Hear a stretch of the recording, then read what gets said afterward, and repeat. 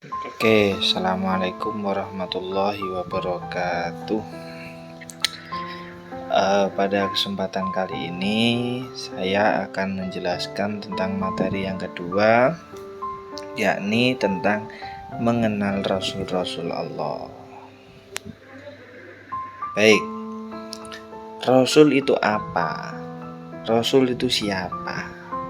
Nah, dijelaskan bahwasannya Rasul adalah seorang laki-laki yang mendapat wahyu dari Allah untuk dirinya sendiri dan para umatnya. Jadi para Rasul itu laki-laki, laki-laki. Kemudian dia mendapatkan wahyu dari Allah untuk dirinya sendiri dan disampaikan kepada para umatnya. Jadi Rasulullah itu mempunyai kewajiban, mempunyai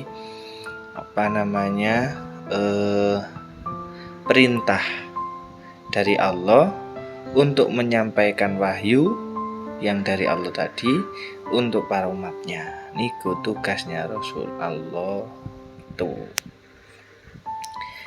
Nah, selama berdakwah, Allah itu telah mempersiapkan manusia yang akan menjadi nabi sejak kecil.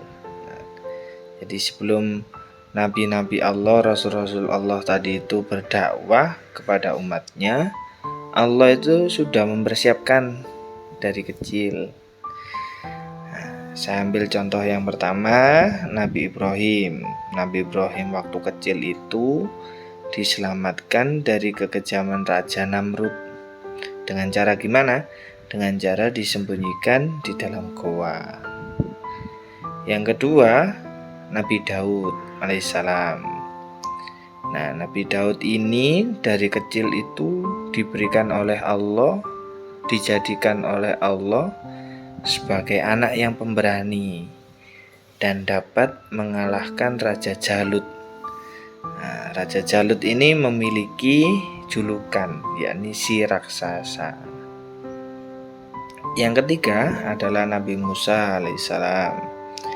Nabi Musa ini waktu kecil itu diselamatkan dari pembunuhan oleh Raja Fir'aun. Jadi waktu Raja Fir'aun itu menjadi raja, Raja Fir'aun itu membunuh semua bayi laki-laki.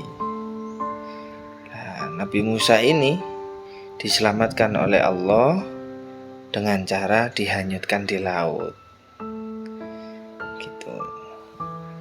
Dan yang keempat adalah Nabi Muhammad SAW. Dengan cara bagaimana? Dengan cara dibelah dadanya dan dibersihkan oleh malaikat. Nah, apa bekal yang diberikan Allah kepada Rasulnya? Di sini ada dua yang saya jelaskan. Yang pertama adalah kesabaran dan yang kedua adalah mukjizat. Nah, Allah itu membekali Rasulnya dengan kesabaran yang luar biasa.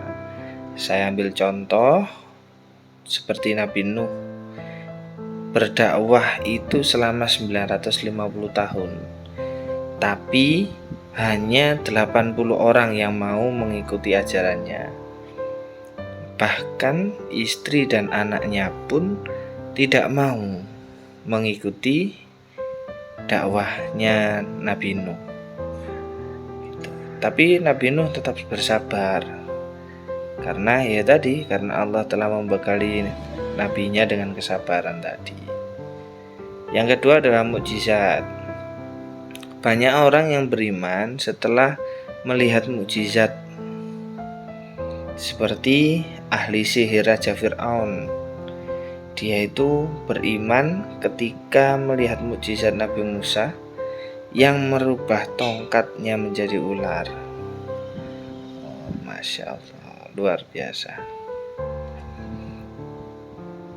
Nah, Nabi dan Rasul itu juga pernah membuat kesalahan. Dan ini cara Allah mengingatkan Rasulnya ketika berbuat kesalahan. Saya ambil contoh kisah Nabi Yunus. Kisah Nabi Yunus itu pernah berputus asa dalam menghadapi umatnya. Kemudian dia pergi untuk meninggalkan perintah Allah tadi, ya karena sudah putus asa tadi.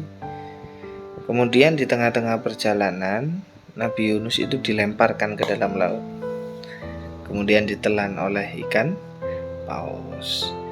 Jadi Nabi Yunus diingatkan oleh Allah, ya tadi dengan cara dilemparkan ke dalam laut dan ditelan oleh ikan paus.